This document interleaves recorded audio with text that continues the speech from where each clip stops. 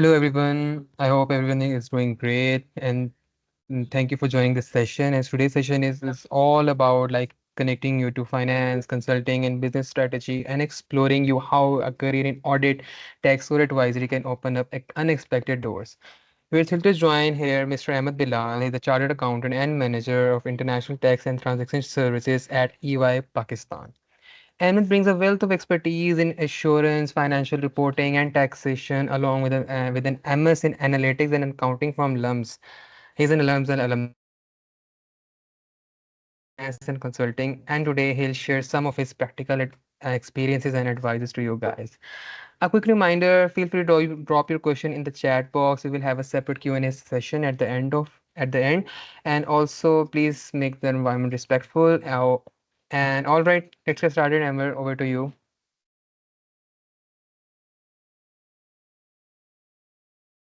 We can't hear you, Ahmed. You're muted. Okay. Yes, I think there is no meeting when there is a mic off for the presenter. So a warm welcome and hello and assalamu alaikum to all the participants and thank you very much to everyone for joining.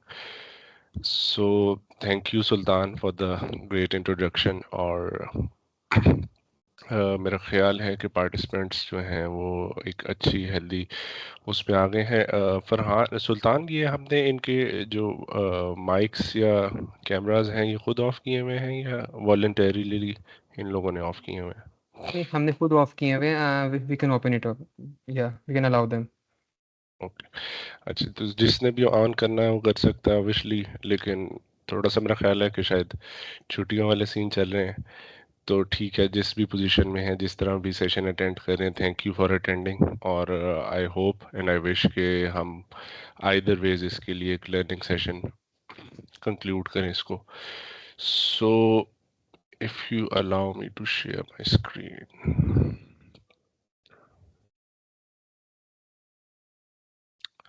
सो एक thumbs up मुझे दे दें ताकि मुझे पता चले कि मैं ये जो mic thank you Rabia thank you Maryam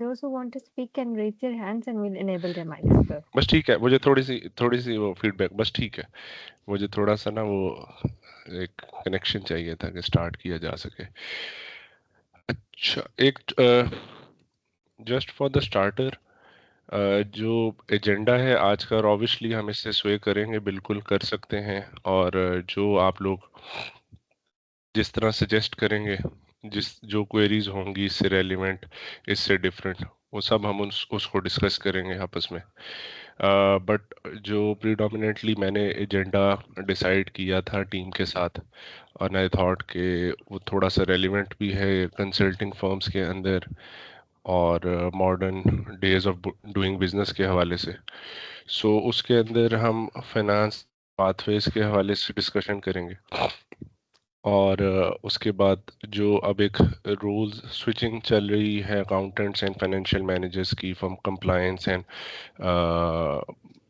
accounting watchdog से स्ट्रेटेजिक इम्पैक्ट की तरफ एंड देन जो मॉडर्न कंसल्टिंग लैंडस्केप है वो कैसे इवॉल्व हो रहा है और टेक्नोलॉजी और ट्रांसफॉर्मेशन जो है वो कैसे कंसल्टिंग को इम्पैक्ट कर रही है तो ये आई वुड ट्राई कि मैं कम से कम बोलूं और ऑब्वियसली ऐसी चीज़ें ना बोलूं जो आपने अगर इस टॉपिक को जीपीटी पे लिख के पूछना हो तो आप खुद भी पूछ लें तो प्रैक्टिकल एस्पेक्ट्स के हवाले से बात करूं और आप लोगों की क्वेरीज आप लोगों के कंसर्न्स ज़्यादा से ज़्यादा हम उसको डिस्कस करें बट थोड़ा सा एक ऑडियंस बैकग्राउंड के लिए आई वुड मैं चैट अपनी ओपन कर रहा हूँ आप लोग सिर्फ एक शॉर्ट सा जो अपने बारे में कि आप लोगों की क्लास कौन सी है अगर कहीं अभी जॉब कर रहे हैं नहीं कर रहे और ये ज़रा थोड़ा सा मुझे बताइएगा आइडिया दीजिएगा मैंने चैट ओपन की है जस्ट ये आगे चैट सो अपना नाम तो आपका आ ही जाएगा साथ क्लास एंड देन अपने मेजर्स स्कूल एंड देन अगर कहीं जॉब कर रहे हैं कैसे कर किस पोस्ट पे कर रहे हैं क्या शॉर्ट सा बिल्कुल, वन लाइनर भी काफी होगा।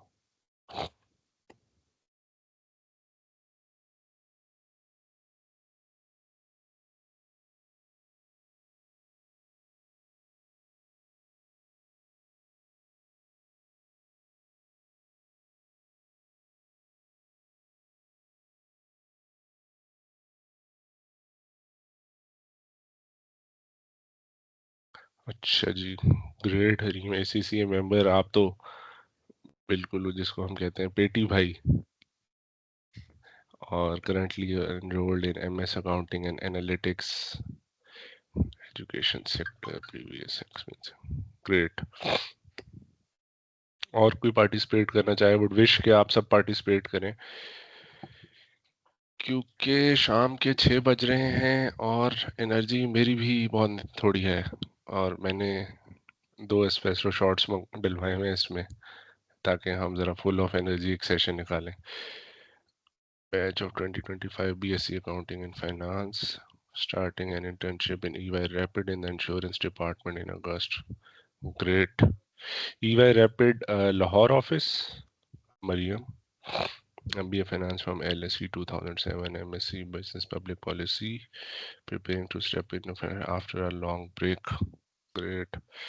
BSc Economics and Maths, BSc Accounting and Finance from LUMS, batch of 2026, appearing for ACCA exam. So एक इंटरनेशनल सर्टिफिकेशन की एफिलिएशन की परसूट के लिए अली अजान जो हैं BS अकाउंटिंग एंड फाइनेंस के साथ ACCA को भी परस्यू करने लगे हैं। Great job Ali. आपके अभी मैंने वैसे अगला कैरियर एस्पिरेशंस के हवाले से एक वर्ड क्लाउड बनाया हुआ था, बट मुझे लगता है कि आप की कैरियर एस्पिरेशंस की मैं प्रिडिक्टिव एनालिसिस कर सकता हूँ।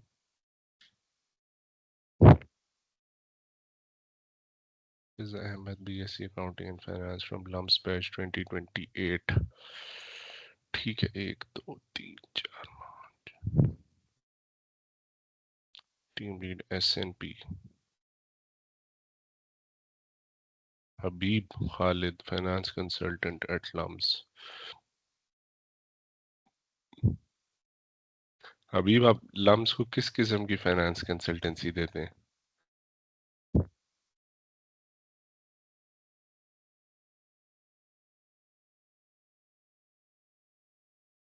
कॉल चल रही है।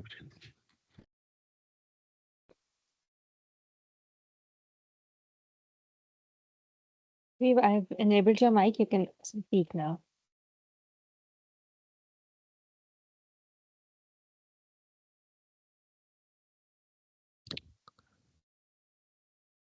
और ये मोहम्मद साइम हैं, और ये माइक इन्होंने ऑन किया है।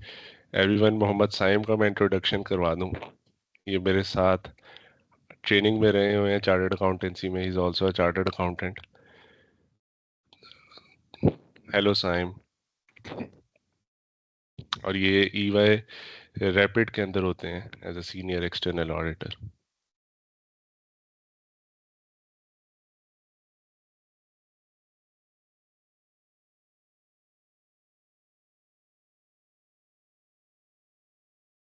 चले, I think this is it. और मुझे आइडिया सा हो गया है। इसके अलावा अगर आप लोगों ने सेशन के बाद कभी कनेक्ट करना होगा तो I would be available at LinkedIn. So अपनी शॉर्ट सी जर्नी एक्सप्लेन करूँगा, ऑब्वियसली उसको हम बाद में कभी फर्दर डिस्कस भी कर सकेंगे। So I did my articles in assurance with a small pinch of tax articles as well. Tax training भी की थोड़ी सी, और ज़्यादा जो है प्रिडोमिनेटली अश्योरेंस और फाइनेंशियल जो एंगेजमेंट्स मिलती थी ड्यू डिलिजेंस की, उसमें एंगेज रहे। एंड देन फिर आर्टिकल्स के अंदर क्वालिफाई करके, तो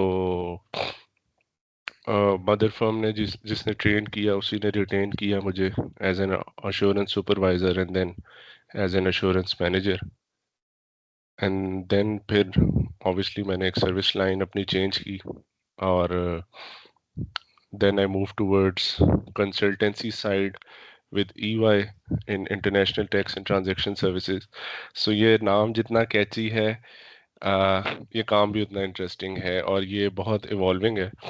उस पर भी हम डिस्कस करेंगे। अगर आप लोगों में से किसी का इंटरेस्ट होगा तो हम ज़रूर उसको भी मैं टच डाउन करूँगा। But this is a short introduction. और अब EY के अंदर एक तो international tax which is my core service line, उसको भी देख रहा हूँ। देन ऑब्वियसली जो टेक ट्रांसफॉर्मेशन हो रही हैं बिग फोर की, कंसल्टेंसी फर्म की, उस पे हर जुरिस्डिक्शन वाइज कोई ना कोई उसको स्पीयर हेड कर रहा है। तो पाकिस्तान की जुरिस्डिक्शन में I am the one who is nominated by EY for the tax transformation. और ऑब्वियसली उसको हम डिस्कस करेंगे कि कंसल्टेंसी जो है वो कैसे इवॉल्व हो रही है AI के आने के बाद। सो ऑडिट टैक्स एडवाइजरी, इसमें देन वंस अगेन मैं चाहूँगा कि मैं आप लोगों को एंगेज करूँ, लेकिन उससे पहले लेट्स डू समथिंग इंटरेस्टिंग। अच्छा, एक चीज़ ये है कि मैंने एक ये QR कोड है, इसको सब स्कैन कर लें और इसके अंदर Q&A का एक पोर्टल है। मुझे ज़रा थम्स अप भी दे देंगे तो मुझे अच्छा लगेगा, पता भी चल जाएगा कि आप सबने एक्सेस कर लिया है। और फिर आप लोगों की कोई भी क्वेरीज होंगी तो इस पे पोस्ट करते जाएं, हम साथ साथ देखते भी रहेंगे उसको, और एंड पे भी पे सारों को एक्यूमुलेट करके उस क्वेरी को देख भी लेंगे। और फिर इसी QR कोड के थ्रू अभी हम थोड़ा सा इंटरेक्टिव सेशन, आप लोगों से डिस्कशन और आप लोगों की जो थॉट्स हैं उसका इनपुट भी मैं लेता रहूँगा साथ साथ। सो एक तो मुझे कंफर्म कर दें थ्रू माइक कि ये QR कोड विजिबल है आप लोगों को, एंड इसको स्कैन कर लें फिर। Yep, we can see the QR code.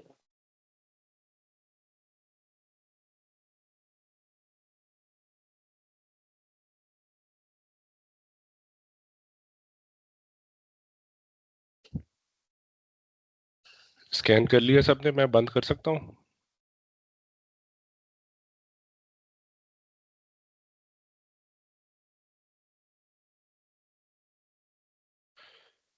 चले जी, आई थिंक कि सबने स्कैन कर लिया होगा। तो अब हम ज़रा एक करियर पाथ की एस्पिरेशंस के ऊपर एक थोड़ी सी,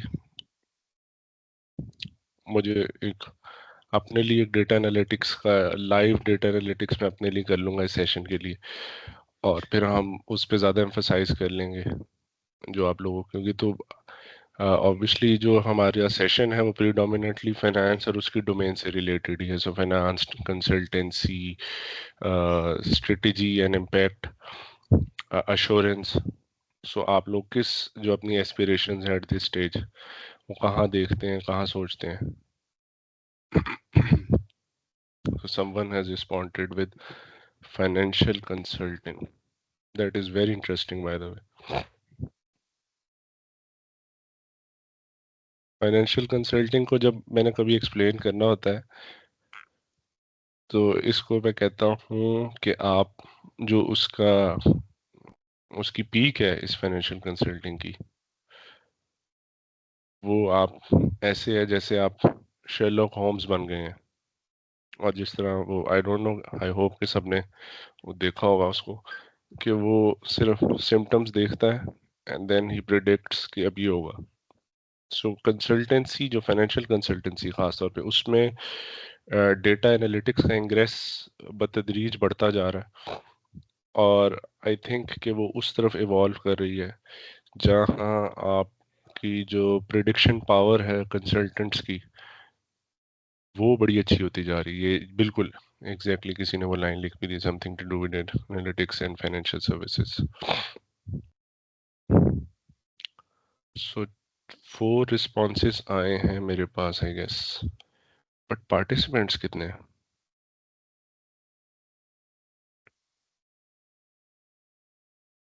Hareem, you have a hand raised. Is there any query?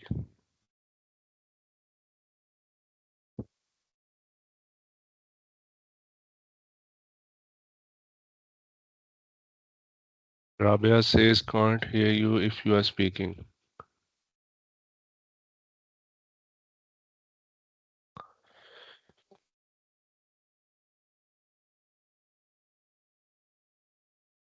तो ये सिर्फ 4 लोगों ने ही रिस्पॉन्ड करना है या इसमें वैसे एनोनिमस है? नहीं, मुझे, मैं कुछ जज भी नहीं करूंगा, जस्ट एक डिस्कशन के हवाले से थोड़ा सा फ्रूटफुल हो जाएगा।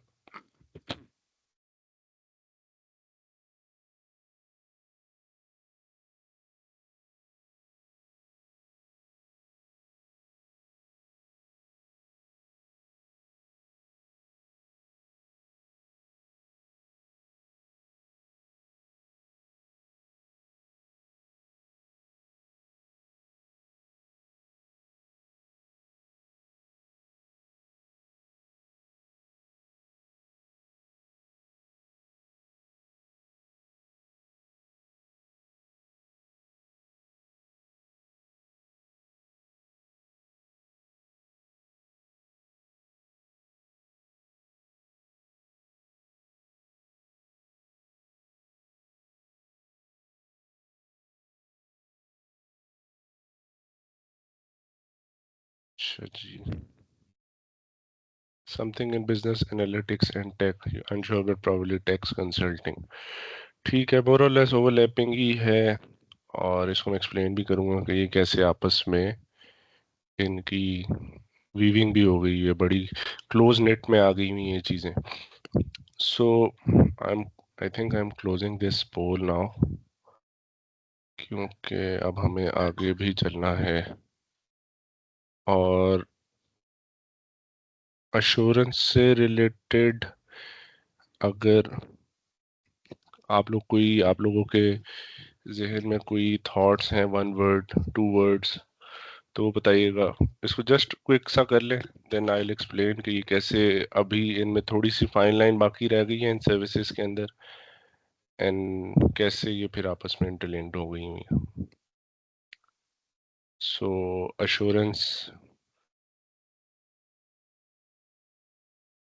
के हवाले से आप लोगों के ख्याल में जो अश्योरेंस प्रोफेशनल्स हैं, उनकी जो कोर स्किल है, वो क्या चीज़ है जो डेवलप हो रही होती है, हो जाती है over there work life?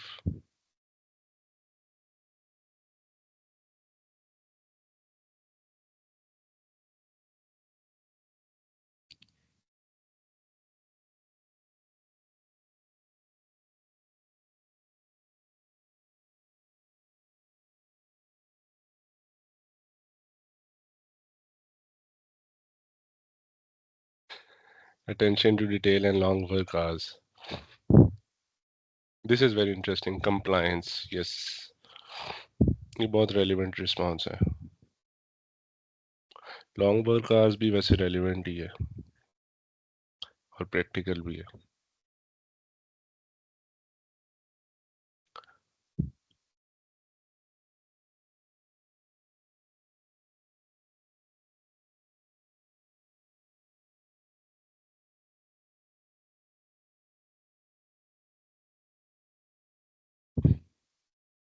By the way, मेरी स्क्रीन आपको विजिबल है? जो आप लोग रिस्पॉन्स दे रहे हैं यहाँ पे मुझे लाइव नजर आ रहे हैं। Work life balance and workload transparency.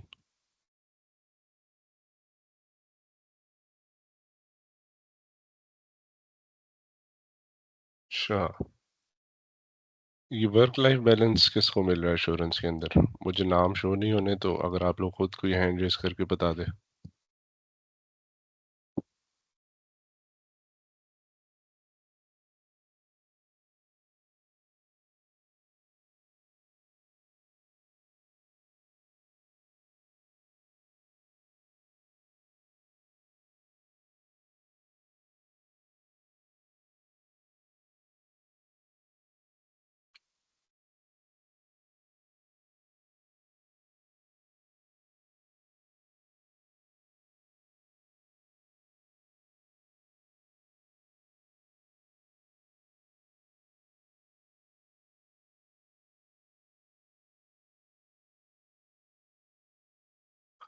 अच्छा, चलें, हम इसको स्किप करते हैं, अगले आगे चलते हैं। अच्छा, एक पार्टिसिपेंट टाइप कर रहे हैं।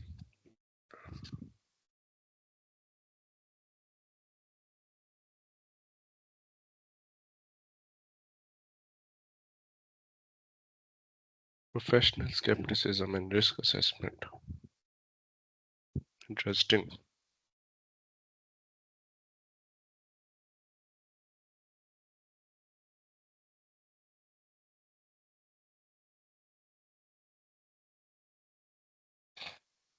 सो ठीक है, ऑडिट के बारे में मोरलेस यही इसमें है। इसमें भी मैं डिस्कस करता हूँ। इसमें काफी ज्यादा रेलिवेंट रिस्पॉन्सेज मुझे नजर आए हैं। So if we move to the next one, that was transactional consultancy. Yes, जिसको अभी यहाँ पे एक पार्टिसिपेंट ने टैक्स कंसल्टेंसी के हवाले से भी लिखा था। So tax consultancy predominantly transactional consultancy के अंदर भी आ सकती है। सो उसके डोमेन में आप लोगों को क्या लगता है कि ऐसी क्या कौन सी स्किल है जो ज़्यादा रेलिवेंट है या जो फाइन ट्यून हो जाती है इस सर्विस लाइंस में काम करने वालों की?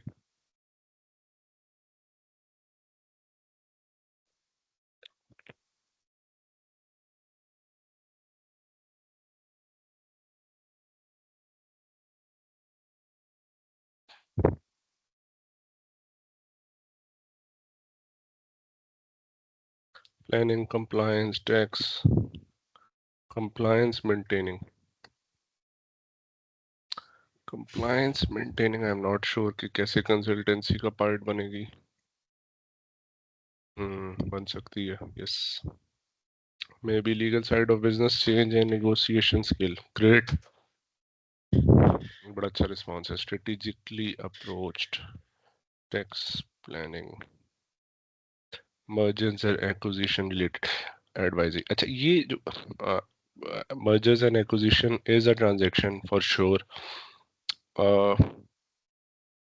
but उसको ना मैं अभी डिस्कस करता हूँ कि अब हम क्यों नहीं उसको ट्रांजैक्शनल लेवल एडवाइजरी में। एक्सेल स्किल्स ये जिसने भी लिखा है, ट्रांजैक्शनल लेवल की जो कंसल्टेंसी है उसके अंदर excel skills I am not sure कि कैसे ज़्यादा डिप्लॉय होंगी। अश्योरेंस के अंदर बहुत ज़्यादा चाहिए होती हैं। माइक्रोसॉफ्ट ऑफिस का यूजेज बहुत ज़्यादा होता है। ट्रांजैक्शन कंसल्टेंसी के अंदर एक चीज मैं अभी ढूंढ रहा हूँ जो बड़ी रेलेवेंट है, knowledge of codes and regulation, obviously for sure. तो इसको हम डिस्कस करते हैं। इसके अंदर एक चीज मैं यहाँ पे पार्टिसिपेंट टाइप करें, पहले जरा देखें वो क्या कहते हैं। Transfer pricing, yes, transfer pricing is one of the transaction, और उसकी भी वन साइड है कंसल्टेंसी। तो अच्छा, इसके अंदर एक चीज जो कंसल्टेंसी और खासतौर पे ट्रांजैक्शनल लेवल कंसल्टेंसी के अंदर इंपॉर्टेंट होती है, that is the articulation of words and the choice of words. Because आपकी जो कंसल्टेंट का ओपिनियन है दैट जनरेट्स मैनी रिपल्स, और ऑब्वियसली उसके बेस पे एंटिटीज कंप्लायंस करती हैं, उसकी बेस पे एंटिटीज रेगुलेटर्स के साथ टैक्स कंट्रोवर्सीज में इन्वॉल्व हो जाती हैं, और उस वजह से आपकी जो चॉइस ऑफ वर्ड्स है वो बिजनेस की डिसीजन के ऊपर अफेक्ट कर रही होती है। और इसको हम देखेंगे भी, यहाँ पे अकाउंटेंट्स भी बैठे हुए हैं, BS अकाउंट्स एंड फाइनेंस वाले भी बैठे हुए हैं। सो वो आपके ओपिनियन की बेस पे प्रोविजनिंग हो रही होती है या नहीं हो रही होती। आपके ओपिनियन की बेस के ऊपर कोई टैक्स की एडजस्टमेंट कर रहा होता है, या रिस्क अस्यूम कर रही होती है कोई एंटिटी, या उसको प्रोविजन कर लेती है। सो ये एक चीज़ बड़ी इंपॉर्टेंट है, but great answers, very relevant answers. और एक जो अब हम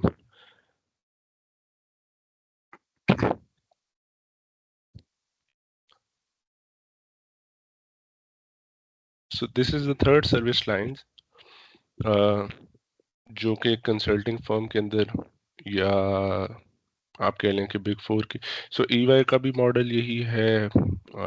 PwC के दोस्त होंगे अगर यहाँ पे मीटिंग के अंदर, वो भी बताएंगे। So this is a third service line, और इसके अंदर स्ट्रेटेजी एंड ट्रांसफॉर्मेशन है। और जिसने भी पहले एक जवाब दिया था मर्जर्स एंड एक्विजिशन से रिलेटेड, सो वो इस सर्विस लाइन के अंदर predominantly yes, stakeholder relationship management, absolutely.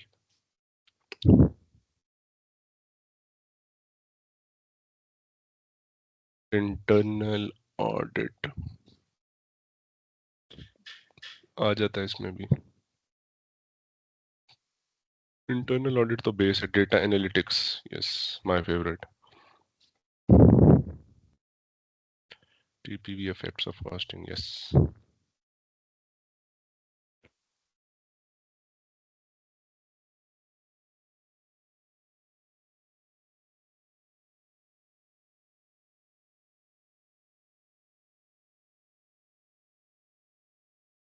अगर किसी ने कोई जवाब पहले दे दिया है और आप उससे एग्री करते हैं तो आप लिख सकते हैं दोबारा। There is no fine in that.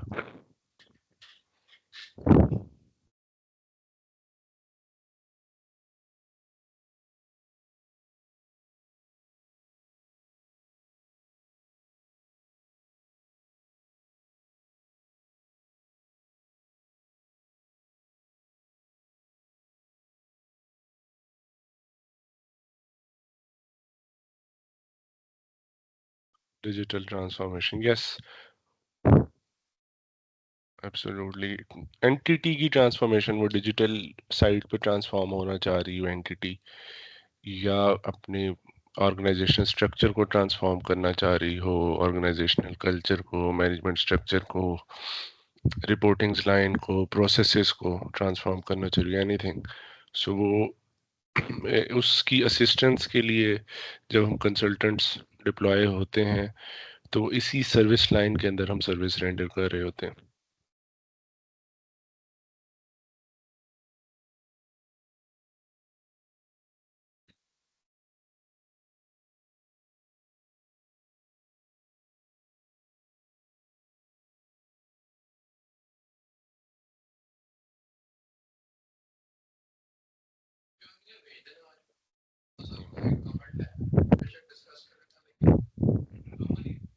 मैं देख के कर देता हूँ।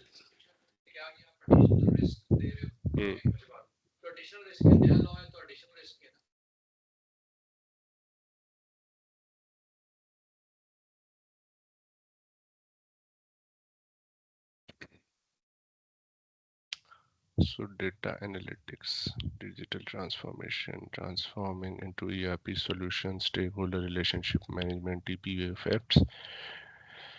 अच्छा चलें, great, thank you everyone for the responses.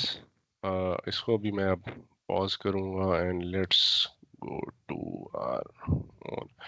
अच्छा, सो ऑडिट, टैक्स एडवाइजरी, उस प्रैक्टिकली हैंड्स ऑन वो फील कैसे होते हैं, उसमें फ्यूचर कैरियर प्रोग्रेशंस और कैरियर की जो एस्पिरेशंस एक ऑडिटर की क्या हो सकती हैं प्रैक्टिकली, प्रैक्टिकली वो कहाँ पे जाते हैं, उसके हवाले से अब जो मेरा एक्सपीरियंस है।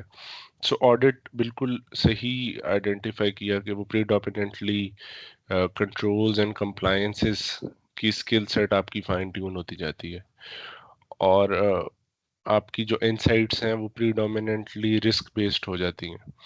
सो जब भी आप कोई बिजनेस प्रोसेसेस देखते हैं, you are an auditor and assurance professional, so आप, मतलब इट गोज विदाउट सेइंग कि वो एश्योरेंस प्रोफेशनल उसके अंदर रिस्क बेस्ड इनसाइट सबसे पहले ड्रॉ करेगा, और उसके अंदर देखेगा कि अच्छा इस ये ट्रांजैक्शन जो कोई भी एंटिटी कर रही है उसके अंदर ये डिफरेंट, जिस तरह ऑडिट में हम detection risk, control risk, fraud risk, तो वो उसकी स्किल फाइन ट्यून होती जाती है। इंटरनल कंट्रोल्स को डिज़ाइन करना, डिप्लॉय करना, वो स्किल उसकी फाइन ट्यून होती जाती है। और ऑब्वियसली उनको जब हम प्रैक्टिकली देखते हैं कि वो कैरियर प्रोग्रेशन के बाद, तो they become assurance partners, they become risk leaders, they becomes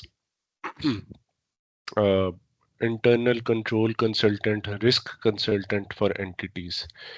आप लोगों का बीच में कोई सवाल हो तो ज़रूर माइक ऑन, क्योंकि मुझे अभी सिर्फ ये स्लाइड मैंने विजिबल की हुई है, तो आप माइक अनम्यूट करके सवाल पूछ लीजिएगा।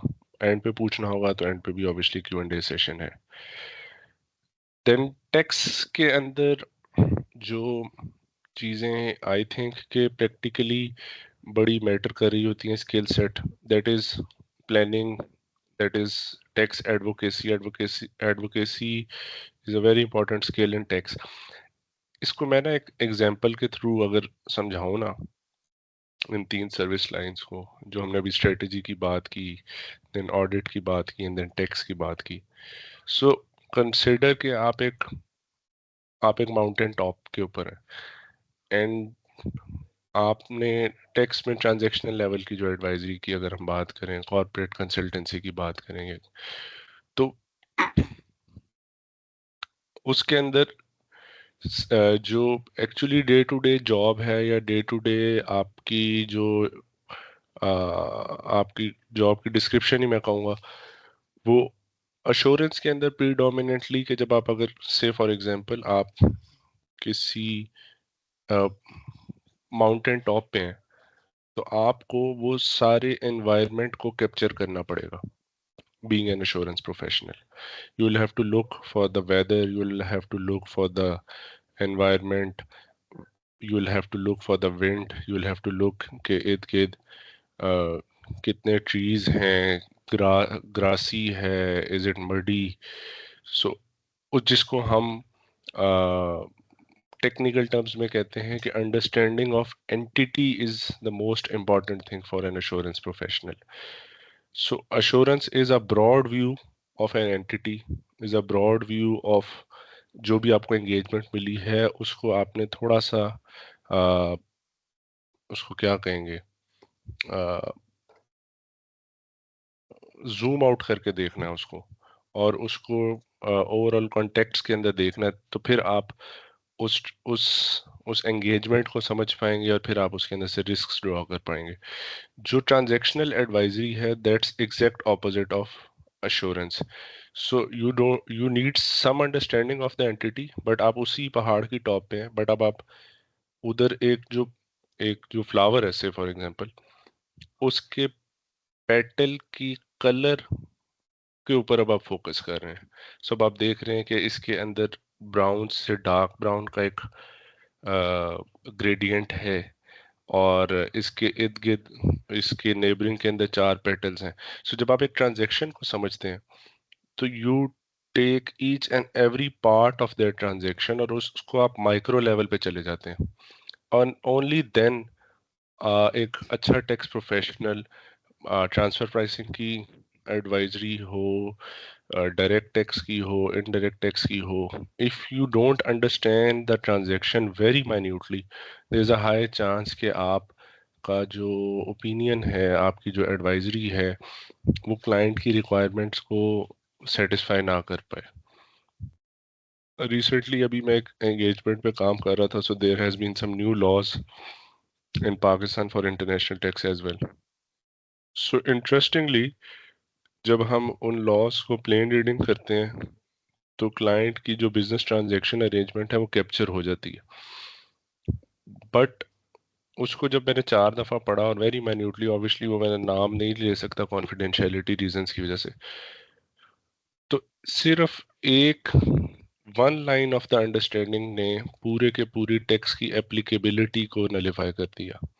सो अश्योरेंस से ट्रांजैक्शन लेवल की एडवाइजरी सिर्फ इस कोर एक स्किल की वजह से डिफरेंट होती है कि you have to watch and observe very minute detail, ताकि आपका जो ओपिनियन है वो रेलिवेंट हो सके। देन जो स्ट्रेटेजी एंड ट्रांसफॉर्मेशन है ना, that is more zoomed out view than assurance, क्योंकि अश्योरेंस के अंदर आप जब एक एक रिस्क प्रोफेशनल है या अश्योरेंस की एंगेजमेंट पे काम कर रहे हैं, तो आपने एंटिटी की अंडरस्टैंडिंग ली, और ऑब्वियसली आप फिर उसके ऊपर जो भी आपके एंगेजमेंट का स्कोप है उसके मुताबिक काम करेंगे, लेकिन आपने अंडरस्टैंडिंग एंटिटी लेवल की ली। जो स्ट्रेटेजी एंड ट्रांसफॉर्मेशन का प्रोफेशनल है, वो उनकी जो एंगेजमेंट्स हैं वो प्रीडोमिनेंटली इतना उनका जो स्कोप है ऑब्जर्वेशन का वो इतना वाइड होना चाहिए, हो जाता है, होता है कि वो इंडस्ट्री लेवल की इनसाइट्स तक इनकॉर्पोरेट कर रहे होते हैं अपनी एंगेजमेंट की एग्जीक्यूशन में। सो इट्स नॉट ओनली कि जी मैं एंटिटी के बारे में मुझे सब कुछ पता हो कि ये एंटिटी कैसे ऑपरेट करती है, ये इंडस्ट्री कैसे ऑपरेट करती है, इसके इस इंडस्ट्री के साथ कॉरपोरेट रेगुलेशंस कैसे इंटरेक्ट करती हैं, इस इंडस्ट्री में जनरली मैनेजमेंट्स कैसे, कौन से ऑर्गेनाइजेशनल स्ट्रक्चर्स ऑपरेट करते हैं। सो इस लेवल पे स्ट्रेटेजी एंड ट्रांसफॉर्मेशन के जो प्रोफेशनल्स हैं वो ऑपरेट कर रहे होते हैं। सो ये इनकी जो डिफरेंशिएटिंग स्किल सेट है। अश्योरेंस का जिस तरह मैंने बताया कि रिस्क बेस्ड इनसाइट्स और इंटरनल कंट्रोल के स्किल्स, और उसी के आगे रिस्क लीडर्स और इंटरनल कंट्रोल एडवाइजर्स और अश्योरेंस पार्टनर्स बन रहे होते हैं। देन टेक्स के अंदर वेरियस कैरियर पाथवेज हैं। उसमें पॉलिसी एडवाइज़र हो सकते हैं आप स्ट्रेटेजिक प्लानिंग एडवाइज़र हो सकते हैं, आप एंटिटीज़ के लिए एडवोकेट हो सकते हैं, एंड सो ऑन। उसमें इंटरनल आप कंसल्टेंट्स हायर हो सकते हैं। और ऑब्वियसली इस इट गोज विदाउट सेइंग कि ये मैं किसी एक सर्विस से लिंक नहीं कर रहा। ऑब्वियसली आपको इंडिविजुअल्स मिलेंगे जो अश्योरेंस में रहते हुए किसी के लिए एडवाइजरी का काम कर रहे हैं। सो ये कई जगह ओवरलैप भी कर रही होती हैं सर्विस लाइंस। देन जो स्ट्रेटेजी एंड ट्रांसफॉर्मेशन वाले लीडर्स हैं, जनरली वो बिजनेस के लीडरशिप रोल्स में चले जाते हैं। जनरली बिजनेस रिस्ट्रक्चरिंग का एक वर्ड यूज़ किया था यहाँ पे, ट्रांसफॉर्मेशन का, वो उस रोल्स में चले जाते हैं। डेटा ड्रिवन डिसीजन मेकिंग्स के रोल्स में चले जाते हैं, एंटरप्रेन्योरशिप में चले जाते हैं।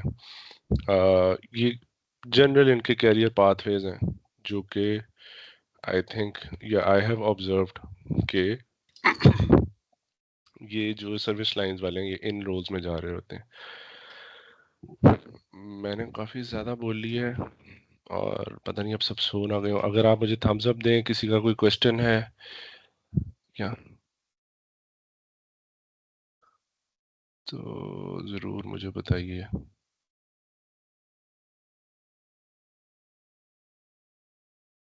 Thank you Habib for the thumbs up.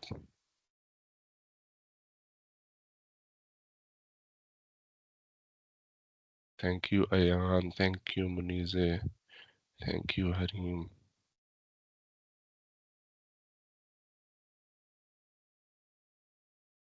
Yes, Salim, you can unmute yourself now. All right. Assalamu alaikum. Can you hear me? Yes Hariim, I can hear you. A wonderful session, first of all. Bilal, my question would be relevant to my field. अब जैसे हम data analytics में कर रहे हैं, but जब मैं अपनी फील्ड में देखती हूँ तो I don't see all those models and all those learnings to be implied in that. So I am wondering कि अभी भी हम एक्सेल पे ही काम करते हैं, जितनी फाइनेंशियल मॉडलिंग हो रही है, जिस तरह की भी हो रही है, दैट इज ऑन एक्सेल। लेकिन जब हम डेटा Absolutely. एनालिटिक्स की तरफ आ जाते हैं, जैसे अगर मैं अपने सेमेस्टर्स की बात करूं, so what we are learning कि वो सिंपल मॉडल के लिए भी इट्स दे हैव स्टैट्स के मॉडल जो कि काफी कॉम्प्लिकेटेड हैं। सो ये जो ब्रिज आ रहा है, यू टॉक्ड अबाउट के यस डेटा एनालिटिक्स फाइनेंस में इन्वॉल्व हो रही है, सर्विसेज में भी, बट किस तरह से, हाउ डू यू सी कि किस तरह से ये जो ब्रिज है, इस गैप आ रहा है, इसको कवर किया जाएगा, स्पेसिफिकली जो फाइनेंस जो लोग अब ज्वाइन करेंगे फील्ड में। That's a great question Hareem, first of all. अच्छा, एक चीज़ मुझे थोड़ा सा clarity of the context.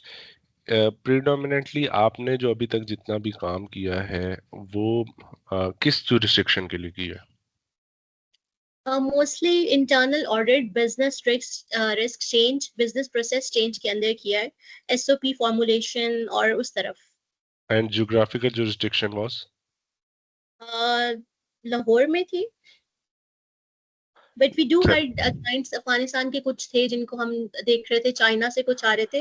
I work with crow Harvard, तो वो इंटरनेशनल एक्सपोजर तो था, बट जो हम पढ़ रहे हैं ना, आई don't see that being implied in the financial field currently, और इसके कोई चांसेस भी नजर नहीं आते हैं। अच्छा, वैसे ये हरीम, आई टोटली एग्री कि ऑब्वियसली जो आपका जुरिस्डिक्शन का एक्सपोजर है ना वो मोर और लेस यही है। हम अभी जिस जुरिस्डिक्शन में काम कर रहे हैं, अगर उसको ब्रॉड कैटेगरी में मैं कहूँ कि पाकिस्तान, अफगानिस्तान, मीना में भी कुछ हद तक, उसमें बिल्कुल एडवांस टूल्स की डिप्लॉयमेंट बड़े ग्रैनुलर लेवल पे थोड़ी है। बड़ी एमएनसीज के अंदर एडवांस टूल्स इफेक्टिवली यूज़ हो रहे हैं, बट मीना रीजन के अंदर बाकी जो जनरल बिजनेस के ऑपरेशंस हैं वो थोड़ी है उसकी डिप्लॉयमेंट। दैट बीइंग सेड, जो आपने बात की कि उसका डेटा एनालिटिक्स का इंग्रेस फाइनेंस के अंदर कैसे होगा, उसमें अब let me show you something. Please confirm कि आपको मेरी तमाम स्क्रीन्स विजिबल हैं।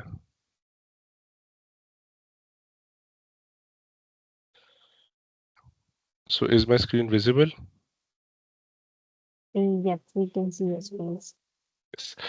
So this is uh, a dashboard for a manager in EY, और obviously मैं उसमें नहीं आपको बहुत सी confidential चीज़ें, but this is a tile which is titled as EY Reporting Hub.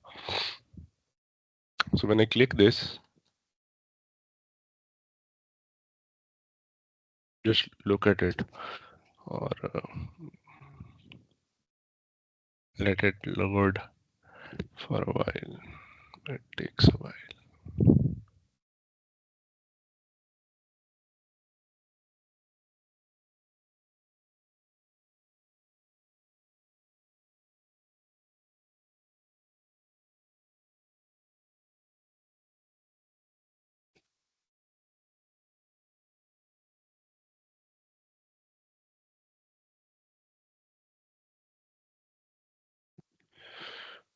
So you see, Hareem, कि this is a financial dashboard, और managers को बिजनेस की इनसाइट्स, मैनेजर्स के केपीआईज, सो ये एक डेटा विजुअलाइजेशन टूल है जो कि एक ऑब्वियसली ईवाई ने डिप्लॉय कर दिया हुआ है, और इसके अंदर मैं अब इसमें ज़्यादा डिटेल में नहीं जाऊंगा, बट यू कैन सी कि वो engagement margin, engagement revenues, engagement billing till date for this financial years, and the unbilled inventory part and so on. So एक विजुअलाइजेशन टूल इंग्रेस किया उन्होंने फाइनेंस में। हिस्टोरिकली ये एक्सेल के अंदर आता होता था। हिस्टोरिकली एंगेजमेंट्स रेड मार्क हो जाती थी एंगेजमेंट्स में जिनका रेवेन्यू ड्रॉप करता था, मार्जिन्स ड्रॉप करते थे। देन इस पावर बीआई की डिप्लॉयमेंट के बाद इन्होंने फाइनेंशियल वर्कफ्लोज डिज़ाइन किए, और वीकली, फिर बाई वीकली से वीकली पे आए, and then now twice a week एक आपको जो एंगेजमेंट्स जिसमें आपका केपीआई ड्रॉप कर रहा होता है, फाइनेंशियल केपीआई, वो ऑटोमेटिक ट्रिगर होता है, that too in the Power BI data visualisation part.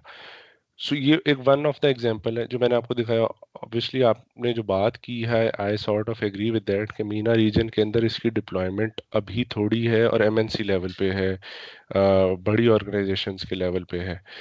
But I assure you कि अभी मैं इस पे आगे बात भी करूंगा कि इसके बगैर, और ये इसने इतना आसान कर दी हैं चीज़ें कि वो पहले जब हमें आती थी तो वो हम एंगेजमेंट ढूंढते थे उसमें से कि क्या उसमें अब हमारा एक्शनेबल क्या है, और अब ये एक सिंगल क्लिप में वो ड्रिल डाउन करता जाता है। वो हर हफ्ते ट्वाइस अ वीक हमें बताता रहता है कि अच्छा इसकी बिलिंग निकलने वाली है, इसकी नहीं निकलने वाली, इसकी रिसीवेबल एंड सो ऑन। तो वो फाइनेंशियल एक्शनेबल थिंग्स फास्ट कर दी इन डेटा टूल्स ने। आई होप कि मैं अपना जवाब समझा पाया हूँ कि फाइनेंशियल जो आपने पूछा कि इंग्रेस कैसे करेगा, सो मैंने एक एग्जांपल आपको दिखाई, और इसकी बेशुमार एग्जांपल हैं जो हम क्लाइंट्स के लिए करते हैं, टेक टूल्स डिप्लॉय। और इसमें मैं अभी आगे भी जाके एक चीज़ बताऊंगा आपको कि जो हम जिस तरह जो पढ़ रहे हैं, आप आई थिंक कि वो अकाउंटिंग एंड एनालिटिक्स का जो लम्स का एमएस है उसके कंटेक्स्ट में आप कह रही हैं। सो हम बीइंग अ इंडिविजुअल अपनी वर्क प्लेसेस पे उसको कैसे डिप्लॉय कर सकते हैं, उसकी भी मैं एक एग्जांपल जो है आई थिंक कि मैं आपको एक्सप्लेन कर दूंगा, थोड़ा सा आइडिया भी दे दूंगा। सो आई थिंक वो इंटरेस्टिंग होगा आपके लिए कि कैसे टेक जो है वो इंग्रेस कर रही है हमारे फाइनेंस के अंदर। इसमें कोई आपकी फर्दर क्वेरी है, किसी की भी कोई और क्वेरी?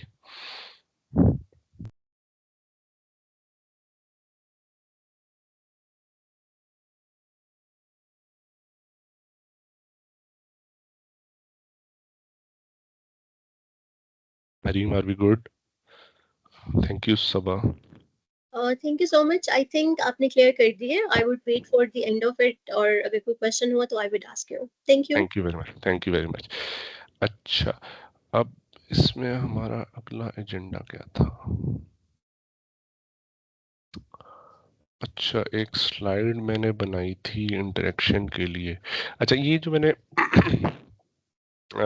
3 इंस्टेंसेस लिखे थे, ऑब्वियसली तीनों डिफरेंट सर्विस लाइन्स हैं, वो आप लोग खुद चैट में मुझे बताइएगा किस सर्विस लाइन्स हैं। और ये प्रैक्टिकल एग्जांपल्स हैं, रियल वर्ल्ड के एग्जांपल्स हैं। तो उसके अंदर जो स्किल सेट मिस हुई या स्किल सेट जो चाहिए थी, उस पे ज़रूर कमेंट कीजिएगा किस सर्विस लाइन से रिलेटेड स्किल सेट थी।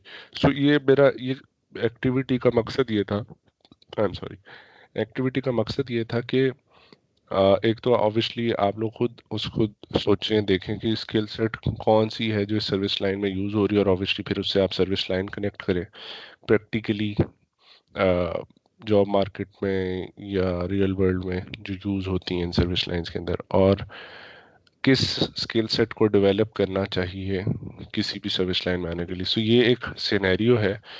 I would want 2 things from you guys. एक तो आप चैट बॉक्स में मुझे बताइएगा कि ये कौन सी सर्विस लाइन से रिलेटेड है, एंड देन आप लोगों को क्या लगता है कि इसमें कौन सी स्किल सेट है जो कि इम्पोर्टेंट है थी, जिस पे ज़्यादा एम्फोसिस होना चाहिए था।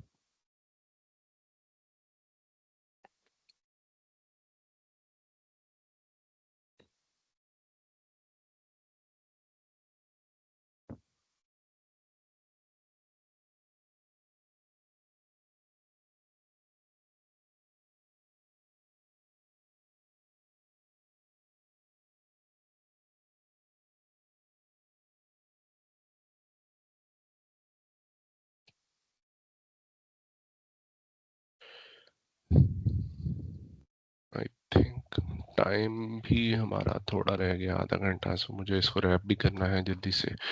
अगर आप लोग इसको ज़रा वन वर्ड, कोई एक्स्ट्रा एक्सप्लेनेशन नहीं चाहिए, कोई देयर नो जजमेंट्स, गलत भी हो सकता है, सही भी हो सकता है, कोई गलत आंसर्स भी नहीं है वैसे। ये इतनी ज़्यादा ओवरलैप कर गई है प्रैक्टिकली कि you will see it in future upcoming years.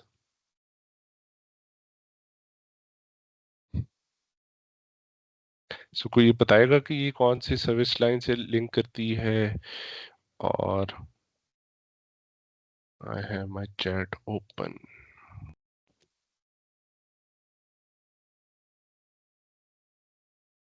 Guys, you can write in the chat box or raise your hand and we'll enable your mic.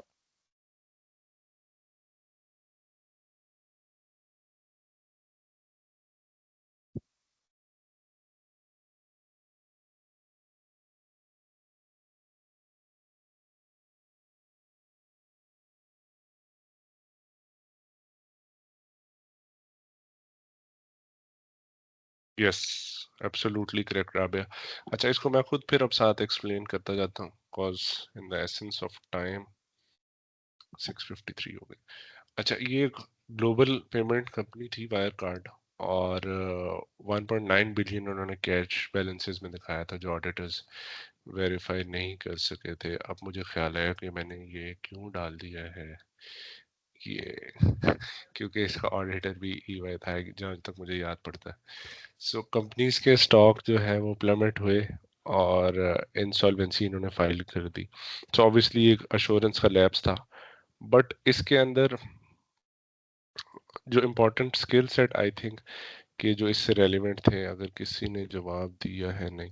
सो इसमें जो रेलिवेंट स्किल सेट थे दैट कुड बी कि auditor की जो prudence है, accountant की prudence and auditor की professional scepticism, और उसके अलावा मैनेजमेंट की integrity and then reliance on the management representation. These two skills were very important, और obviously I would suggest कि अगर कोई इस सर्विस लाइन में एश्योरेंस का लिखा था एक दो बच्चों ने, तो वो इस यूज केस को ज़रूर देखें. ये बड़ा इंटरेस्टिंग एक हुआ था इवेंट. अच्छा, अब ये एक सिनेरियो है जिसमें एप्पल जो है उसको यूरोपियन कमीशन ने 13 बिलियन यूरो जो है वो आयरलैंड को रीपे करने का कहा था, और उन्होंने अपील की थी और उन्होंने कहा था कि हमारा जो स्ट्रक्चर है वो लीगल है. ये सिनेरियो जो है इसके अंदर ऑब्वियसली टैक्स के पॉइंट ऑफ व्यू से ये रेलिवेंट है. इस पे जो स्किल सेट ऑब्वियसली आपने देखा है, एक चीज़ जो मैंने शुरू में भी एक्सप्लेन की, जो इंटरनेशनल टैक्स के हवाले से, कि it's very evolving and it's very interesting इसलिए है ये क्योंकि we being the finance professionals, so we like to play with numbers and we like to manipulate numbers, and we like to detect the numbers being manipulated. It depends कि हम table के किस side पे बैठे हुए हैं.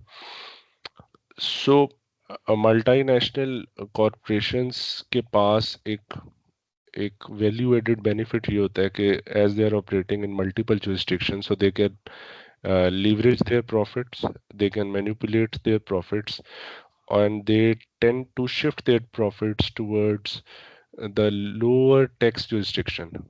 और उसके लिए दुनिया में टर्म क्वाइन हुई organisation of economic corporation and development की तरफ से, जिसको OECD कहते हैं, कि base erosion and profit shifting, which is कि आप जो प्रॉफिट की बेस है उसको इरोड करते हैं फॉर हायर टैक्स जुरिस्डिक्शन और उसको शिफ्ट कर देते हैं लोअर टैक्स जुरिस्डिक्शन में.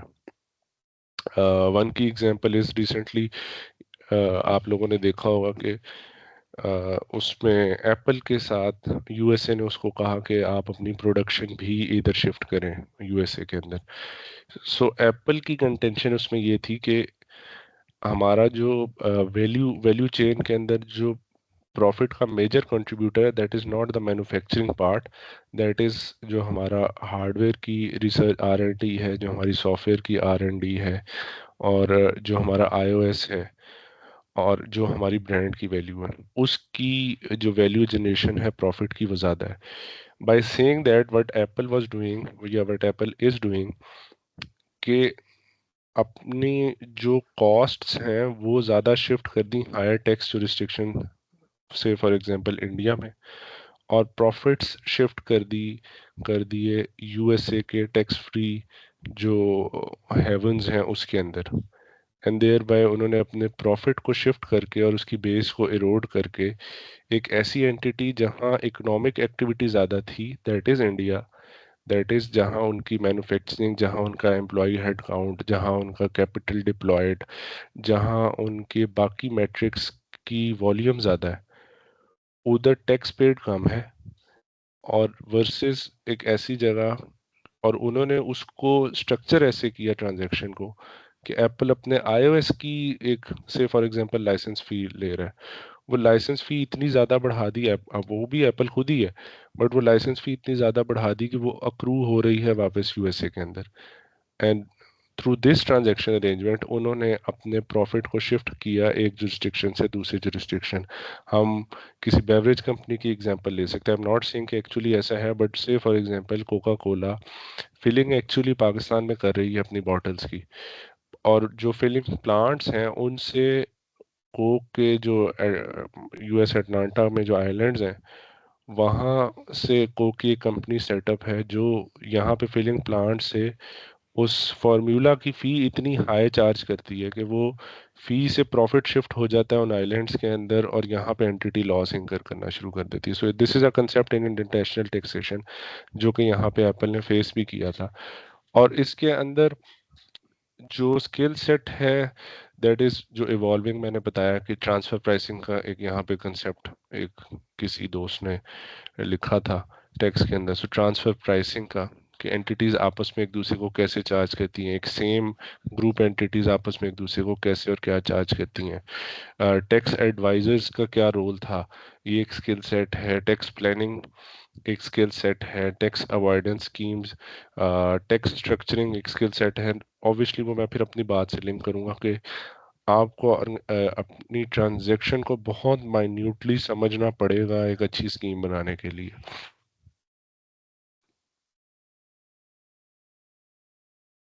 देन एक सिनेरियो है, Netflix is facing intense competition from Disney plus Amazon Prime local streaming platforms.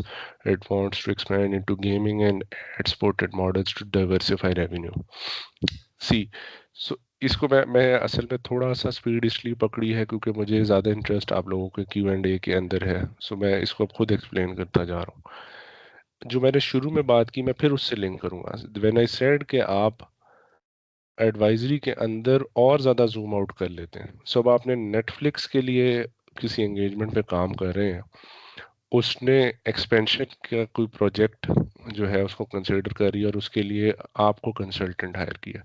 So you will zoom out और आप बाकी ओटीटी प्लेटफॉर्म्स एंटिटीज जो सिमिलर जुरिस्डिक्शन में जो सिमिलर मार्केट के अंदर ऑपरेट कर रही हैं उनको भी स्टडी करना पड़ेगा अब आपको, और फिर आप इनोवेट कर सकेंगे जब आप अंडरस्टैंड कर लेंगे। सो एक और ज़्यादा zoom out skill set strategy और ट्रांजैक्शन वाली सर्विस लाइन के अंदर, इसमें आपको टेक ड्रिवन होना पड़ेगा, टेक सेवी होना पड़ेगा, मज़ीद रेलिवेंट जिस भी आप एंगेजमेंट पे जिस भी एंटिटी जिस भी इंडस्ट्री के लिए काम कर रहे हैं आपको मार्केट सेवी होना पड़ेगा, मार्केट के बारे में इन एंड आउट पता करना पड़ेगा और उस इंडस्ट्री के बिजनेस मॉडल्स को समझना पड़ेगा। ओनली देन आप एक अच्छे कंसल्टेंट हो सकेंगे for strategy and transformation side, जिसमें इस तरह की एंगेजमेंट्स पे जनरली हम लोग काम कर रहे होते हैं कि मार्केट एक्सपेंशन की आ गई, आपको लीगल चीज़ें उसकी समझनी पड़ेंगी एंड सो ऑन। उसमें वो एंडलेस वो उसका होराइजन बहुत बढ़ जाता है स्ट्रेटेजी एंड ट्रांसफॉर्मेशन के अंदर। ऑब्वियसली फिर आपका जो स्कोप है ग्रीड है आप उसमें कन्फाइन होते हैं आखिरकार। देन एक चीज मैं बड़ा शॉर्टली इसको कवर करूंगा। एक चीज जो मैं डिस्कस करना चाह रहा था कि जो न्यू कंसल्टेंट है वो कैसे इवॉल्व हो रहा है, और जिस तरह हरीम ने अभी बात की, सो आप लोगों में से शायद बहुत सौ को एक डिस्कनेक्ट नज़र आ रहा हो कि यार ये आके जो बातें कर रहे हैं ये हम तो इस तरह का काम अभी नहीं कर रहे हैं ऐसे, या हम जो भी सीख रहे हैं या हमने जो भी पढ़ा है मॉडर्न टेक्नोलॉजी और ये सब चीज़ें, सो हम अभी हमारी जेडी उसको नहीं करती। तो main reason is a little bit behind, मैं इससे एग्री करूंगा।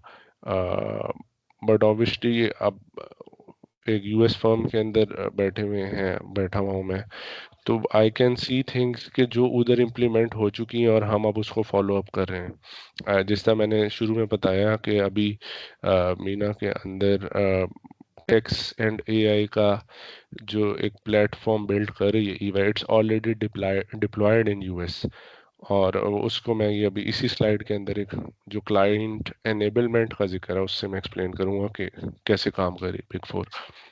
सो सबसे पहले तो न्यू कंसल्टेंट से जो मॉडर्न बिजनेस है वो एक क्रॉस फंक्शनल कोलैबोरेशन एक्सपेक्ट करता है, विच मीन्स के जो एक ज़माने में कहा जाता था, ऑल्दो आई स्टिल थिंक कि वो अभी भी रेलिवेंट है, कि jack of all trades.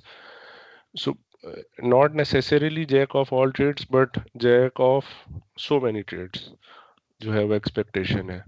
And then there is agility required, वो ऑब्वियसली टेक के बगैर आ नहीं सकती। There is very much involvement of data story telling. So tax के अंदर अश्योरेंस तो है ही डेटा से related.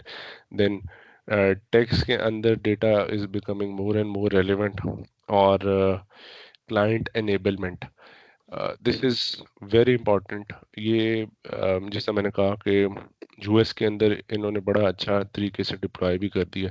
So practically client enablement का जो प्रैक्टिकल यूज केस है या जो एक्चुअली ये परफॉर्म कर चुके हैं, सो जब क्लाइंट की कोई क्वेरी होती है relating to anything, relating to a tax stipulation, relating to a corporate regulation, so generally होता फैक्ट पैटर्न क्या था कि क्वेरी रेज होती थी क्लाइंट साइड से और वो कंसल्टेंट को आती थी, और इंटरनल केपीआई हमने इधर 3 दिन का रखा हुआ था, तो हम अगर डे टू डे एडवाइजरी से रिलेटेड कोई क्वेरी हो तो 3 दिन के अंदर हम उसकी अंडरस्टैंडिंग पहले क्लाइंट से लेके अंडरस्टैंडिंग ड्राफ्ट करके देन जो भी स्टिपुलेशन की एप्लीकेबिलिटी है उसके ऊपर डिस्कशन कर लेते थे.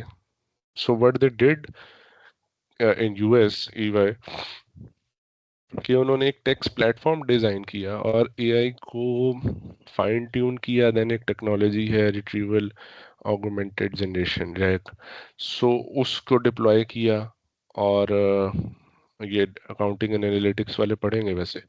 सो उसको डिप्लॉय किया और उसके थ्रू क्लाइंट को एक ऐसा प्लेटफॉर्म डिलीवर कर दिया जिसमें जो एडवाइजरी टर्न अराउंड टाइम है उसको प्रैक्टिकली उन्होंने विद इन सेकेंड्स कर दिया.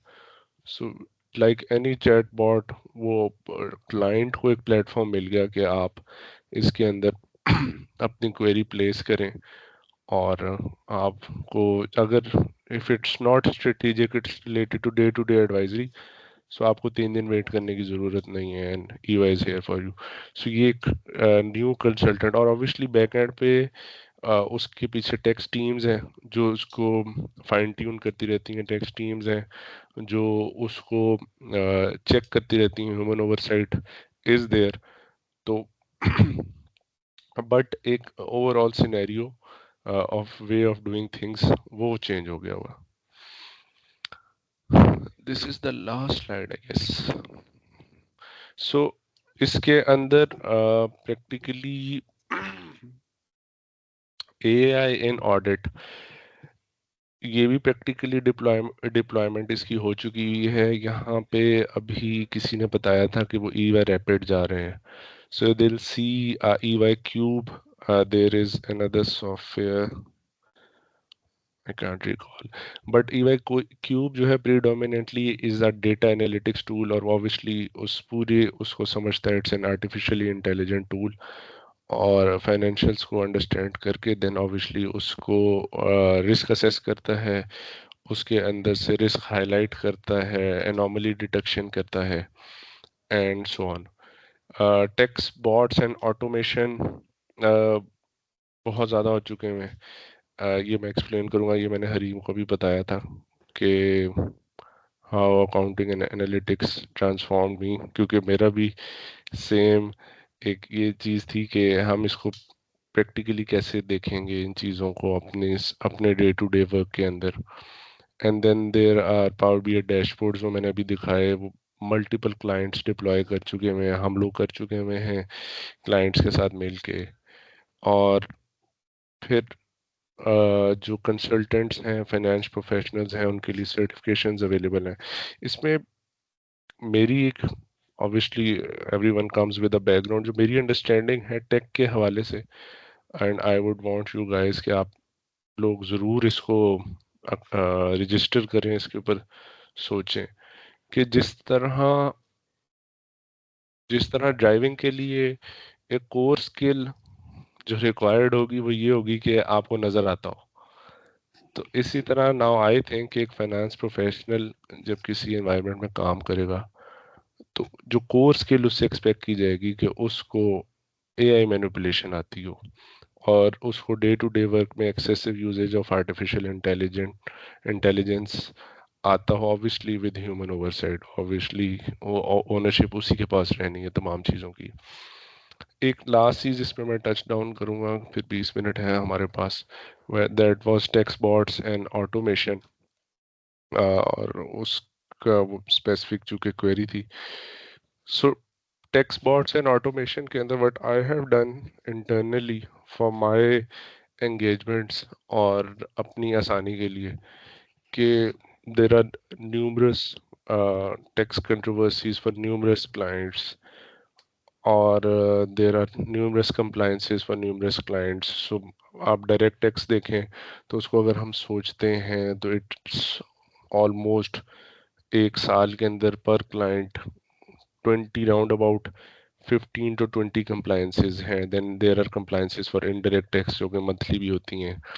Then there are tax controversies for various cases जो regulators और entities के आपस में understanding issues की वजह से notices आते हैं entities को and so on.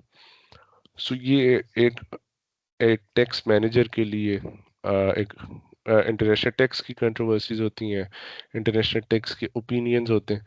सो एक टैक्स मैनेजर के लिए that's too much of information overwhelming, that's too much of task overwhelming.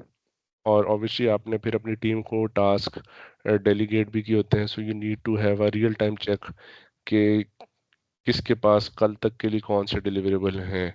और इनिशियली ये था पैटर्न कि आप जाके पूछते थे कि अच्छा तुम्हारे पास कौन सा काम है, अभी किस पे कर रहे हो.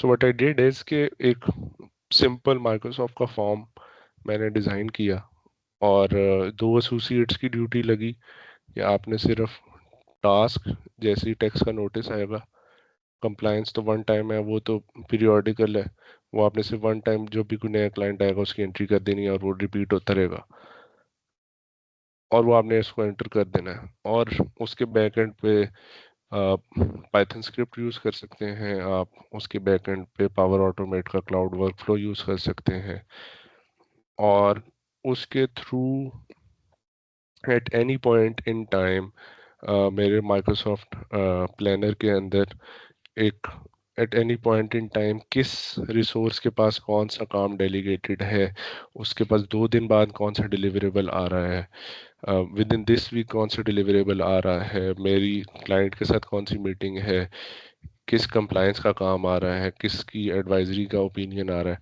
सो at any point in time वो मेरे पास एक live tool Power Automate with the deployment of Power Automate, कुछ Python script, Microsoft form, that's it.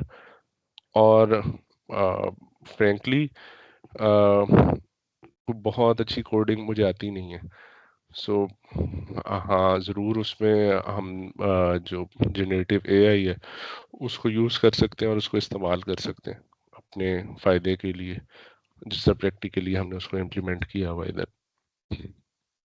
So I think that's about it.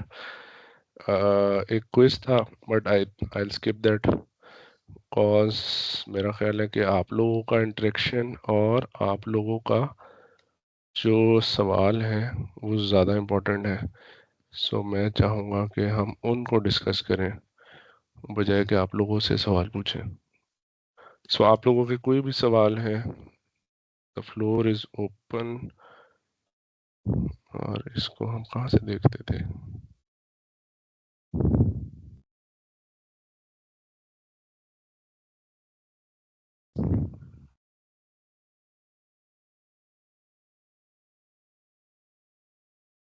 अब ये देखें, टेक्नोलॉजी अभी मुझे सीखनी पड़ी, लेकिन ये मैंने स्पेशली इसके लाइसेंसेस लिए हैं.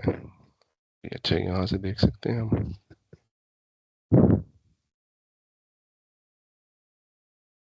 अच्छा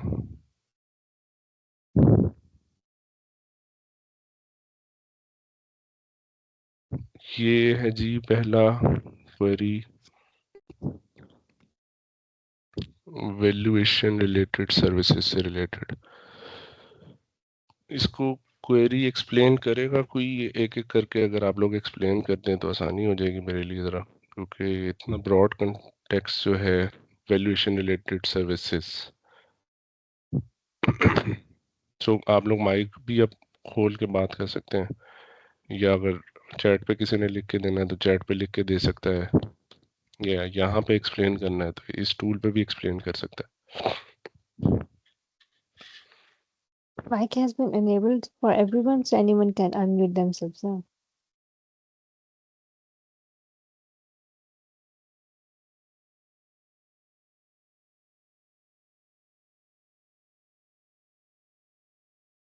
वैल्यूएशन रिलेटेड सर्विसेज पे क्या क्वेरी एक्चुअली है? क्या वैल्यूएशन रिलेटेड सर्विसेज के बारे में क्या पूछना चाहते हैं? ये होती क्या है, या इसके एंगेजमेंट का स्कोप क्या होता है या सो ऑन, क्या मतलब उसको थोड़ा सा अगर स्पेसिफाई कर देंगे तो ज़रा आसानी हो जाएगी।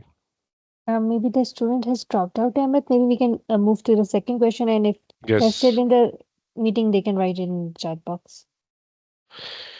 Thank you Ayesha. अच्छा, दूसरा सवाल है, kindly explain the transfer pricing. So transfer pricing एक इंटरेस्टिंग फिनोमेना है, मैंने थोड़ा सा एक्सप्लेन करने की कोशिश की थी। सो ट्रांसफर प्राइसिंग मल्टीनेशनल जो कंपनीज हैं, एमएनईज, मल्टीनेशनल एंटरप्राइजेस, जिस तरह मैंने बताया कि उनके पास एक लीवरेज होता है अपने प्रॉफिट्स को मैनिपुलेट करने का, शिफ्ट करने का। सो ट्रांसफर प्राइसिंग इज बेसिकली के one of the group entity is doing something for the entire group, and that entity is charging an X amount for each of the other group entity. That can be based on the value that has been rendered to the other group entity, that can be based on the revenue that is generated. For example, मैं आपको एक example के through समझाता हूँ। यहाँ पे ना generally जिस तरह आई थिंक कोका कोला में ऐसे है, हाँ कोका कोला में ऐसे है कि जो उनका आईटी और एसएपी की जो वर्किंग है, जो उनका एंटरप्राइज रिसोर्स सॉल्यूशन है, उसकी मेंटेनेंस, उसकी upgradation, that is centrally done.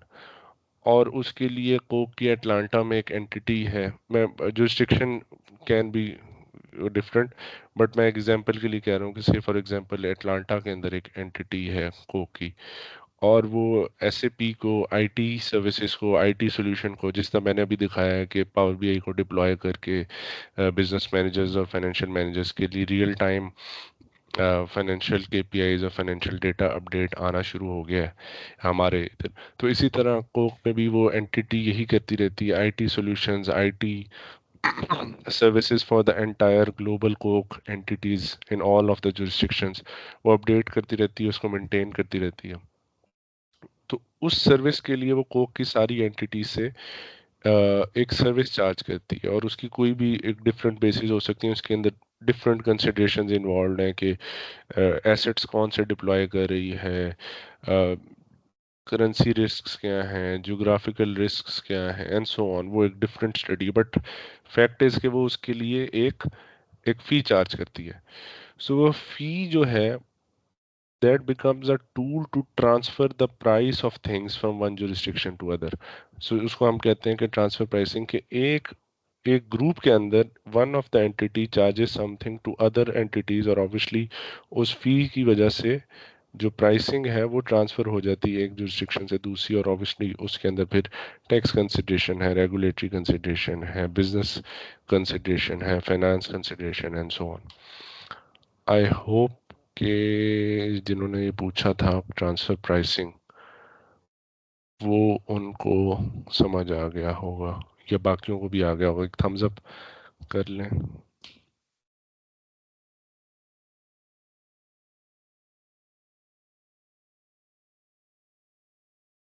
Thank you सभा। अच्छा, एक क्वेरी है डिजिटल ट्रांसफॉर्मेशन से रिलेटेड। सो अगर तो आप ये पूछना चाह रहे हैं कि डिजिटल ट्रांसफॉर्मेशन होती क्या है, इसकी practical example I would suggest कि आप सब देखिएगा, और उसको अपने जो डे टू डे वर्क है उस पर डिप्लॉय भी कीजिएगा। That is I guess, if I am not if I'm remembering the name, that is I guess Siemens technology. So वो एक मल्टीनेशनल इलेक्ट्रॉनिक जायंट है, और सीमेंस जो है उसने अपने फाइनेंस का जो फंक्शन है उसको डिजिटल ट्रांसफॉर्मेशन होती है। सो डिजिटल ट्रांसफॉर्मेशन इज कि आप जो मैनुअल इनपुट्स हैं, और जो मैनुअल एक पूरी बिजनेस वैल्यू चेन के अंदर जो मैनुअल इनपुट्स हैं उनको रिड्यूस कर दें, और बीच में जो मैनुअल प्रोसेसिंग है उनको रिड्यूस कर दें, या उनको अगर रिड्यूस नहीं कर सकते तो उनको इस तरह इन्हांस कर दें कि उसमें जो ओवरसाइट है वो और कम हो जाए ह्यूमंस की। सो उसको ये बड़ी सिंपलिस्टिक उसकी डेफिनेशन है होगी डिजिटल ट्रांसफॉर्मेशन की।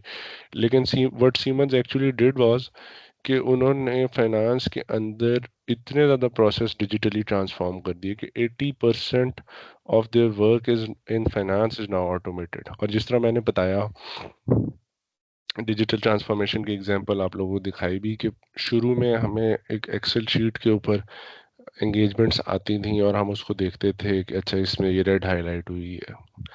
एंड नाउ वो ट्रांसफॉर्म ऐसे हो गई कि वो हमें खुद एक विजुअल रिप्रेजेंटेशन और उसको ग्रेनुलर लेवल तक खुद ड्रिल डाउन करके हम उसका स्ट्रेटेजिक लेवल व्यू ले सकते हैं, operational level, technical level view ले सकते हैं, देन उसके अंदर एक्शनेबल क्या है।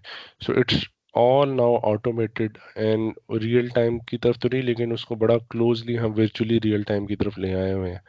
So that's a digital transformation in finance, that is one example.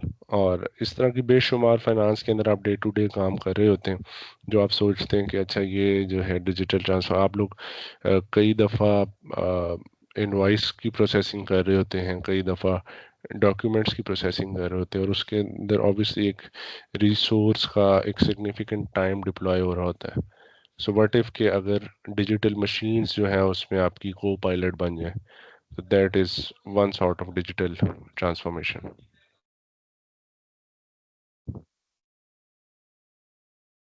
In the words of Zakir Naik, I hope this answers your query.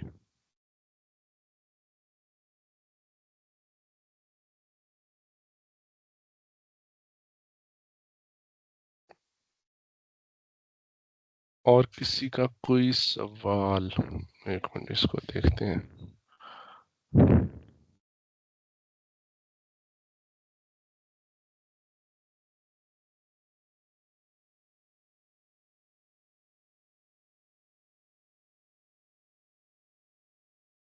Well, I think these are all the questions we had for the day. Thank you for such an in-depth session. I'm sure those who listened to the session would have learned many tips from you, especially regarding the audit and taxation sector of consultancy and EY as well. Thank you You very for your much, Aisha. time. Okay, Thank you, bye-bye. everyone. Thank you, everyone. Have a great day. Bye bye.